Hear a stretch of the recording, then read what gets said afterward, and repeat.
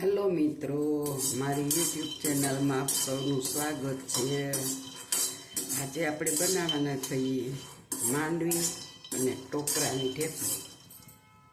એ માટે જો આપણે એક વાટકો દાણાને છોતરા ઉખડે ને એવા શેકી લેવાના। આપણે એની અંદર નાખવા અડધી વાટકી જેટલા તલ શેકી લેશું। તલ છે ને શિયાળામાં હારા, ઓમ છોકરા નથી ખાતા, આમ નાખી દઈ થોડા, એટલે એ પણ શેકી લેશું ફૂટે ને ત્યાં સુધી। એને માટે આપણે આ વાટકો ભરી અને ટોપરાનું છીણ લીધું છે અને એક વાટકો માંડવીના દાણા લીધા છે અને અડધાથી હેઠા હેઠા તલ લીધા છે। હાલો, જો આપણે બી શેકીને ફોતરા કાઢી લીધા, હવે આપણે આને મિક્સરમાં પીસી લેશું। જો આપણે પીસી લીધું છે, એક વાટકો દાણા હતા અને એક વાટકો આપણો ભૂકો થઈ ગયો, એક ગ્લાસ દળાઈ મસ્ત। એક વાટકો આ નાખી દઈએ, એક વાટકો ભરીને આપણે આ છીણ લીધું છે અને અડધી વાટકી તલ લીધા છે। તલને આપણે બધું મિક્સ કરી દેશું। અડધી વાટકી તલ, માંડવીનો ભૂકો અને ટોપરાનો ભૂકો મસ્ત મિક્સ કરી દેવું। હવે આપણે ચાસણી લેવાની, આપણે પહેલેથી ને થાળીને ગ્રીસ કરી લેશું મસ્ત। હવે આપણે એક વાટકો ખાંડ લેવાની અને હવે આપણે ગેસને ચાલુ કરી દઈશું અને ખાંડ ડૂબે એ પ્રમાણે આપણે થોડુંક એવું પાણી નાખવાનું। બસ હવે આપણે આને હલાવતા હલાવતા ચાસણી કરવાની છે। જો આપણે આવી રીતના હલાવતા હલાવતા ખાંડને એકદમ ઓગાળવાની છે મસ્ત, અને 3 તારની ચાસણી બનાવવાની છે મસ્ત એવી। આપણી ખાંડ ઉકળવા લાગી, હા ઉકળી ગઈ છે અને આને આપણે ફાસ્ટ ગેસ જ કરવાની છે, ધીરે ગેસે નહીં, ઝટ બની જાય। આપણી ચાસણી બની ગઈ છે, જો 3 તાર થઈ છે, એટલે હવે આપણે ચાસણી બરાબર થઈ ગઈ છે। આવી ચાસણી હોય ને તો બોખા માણાઈ ખાયો કે એવું થાય। જો તાર તૂટતો નથી, તમે જોઈ શકો છો કે તાર કેવો થાય, 3 તારની। જો આપણે તમને ચાસણી બતાવી એવી ચાસણી રાખવાની અને હવે આપણે એની અંદર અમારી આ ડોર અગાઉથી એલચીનો પાવડર છે ખાંડ સાથે દળેલો, એ આપણે નાખી દઈશું।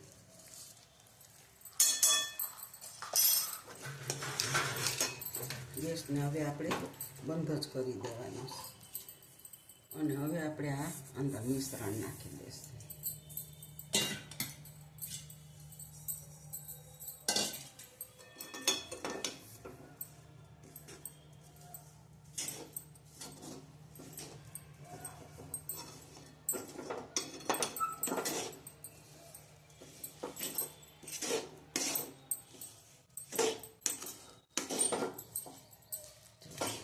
મસ્ત બની ગઈ। હવે આપણે આની અંદર 2 ચમચી ઘી નાખીશું, આપણા ઘરનું જ ઘી છે, ઘેરે માખણ ઉતારીને એનું। હવે આપણે આને હલાવીએ।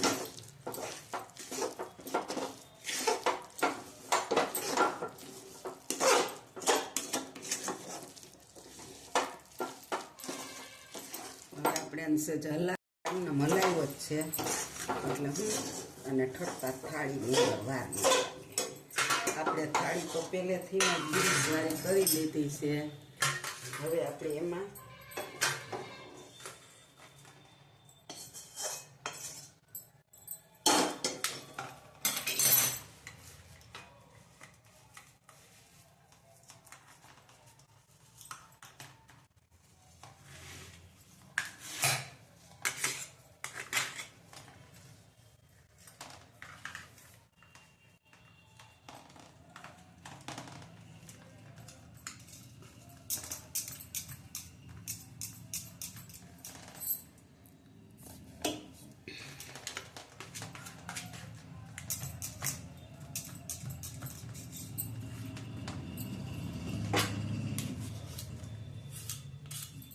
એટલો મસ્ત બની ગયો છે ને, જામવા માંડ્યો છે. હવે આપણે જરીક વાટકીમાં ઘી લગાડી દઈશું અને પછી આપણે આને અસર કરી નાખીએ.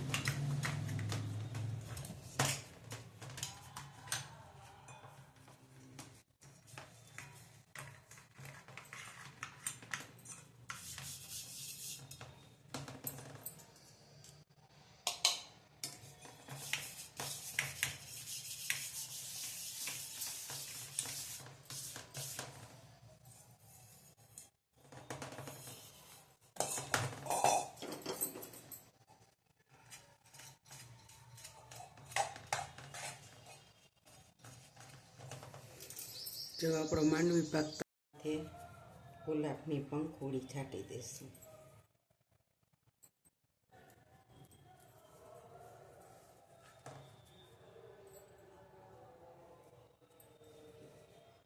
એટલે આ મસ્ત દેખાય સજાવટ માટે. જો હવે આપણે આમાં કાપા પાડવાના, સળીક ઠરે ને હવે આપણે આમાં કાપા પાડી લઈશું.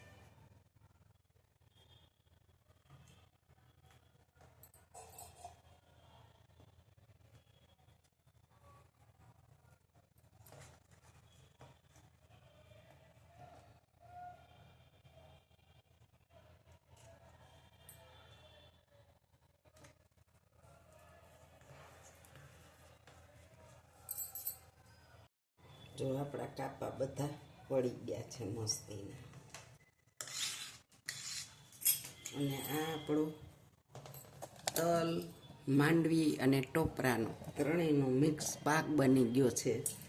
જો આ મારી રેસીપી સારી લાગે તો લાઈક કરજો, શેર કરજો.